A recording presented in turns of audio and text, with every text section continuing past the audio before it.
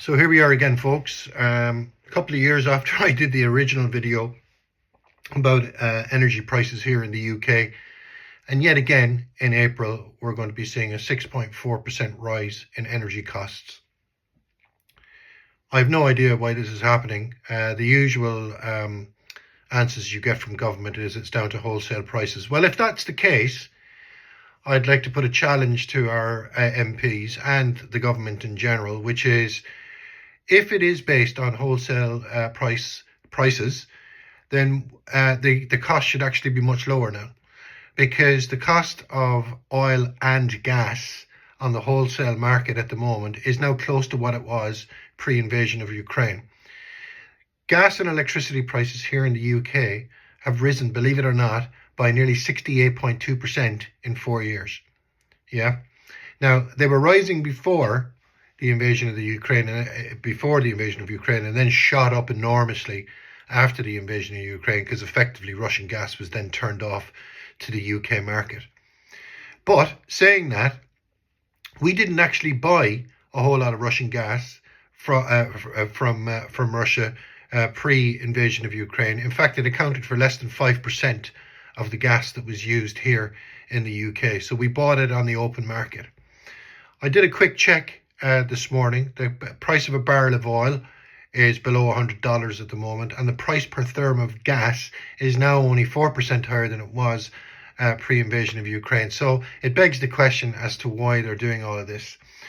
What the government haven't said is that the daily standing charges are also increasing in April, so they're going up by about 3 to 4% as well, but that hasn't been finalised yet, but they are going up again, which basically means that the typical dual fuel customer will now be paying about £340 a year just to be connected.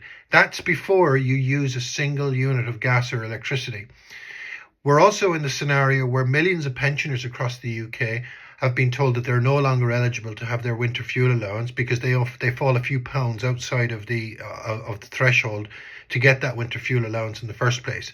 It's almost as if the government want these pensioners to die. Wait a minute, maybe they do, because it'll probably save them an awful lot of money in the long run.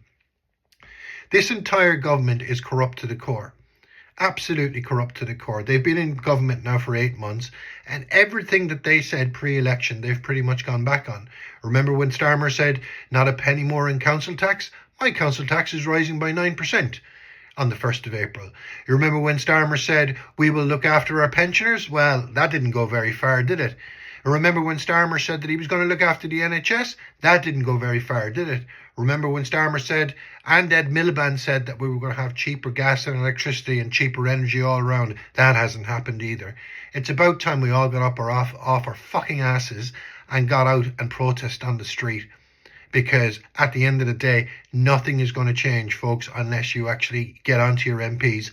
I've done it. Write to your MP, tell them that you're not happy, tell them that you want things to change. Because if you don't, you're going to get more of the same.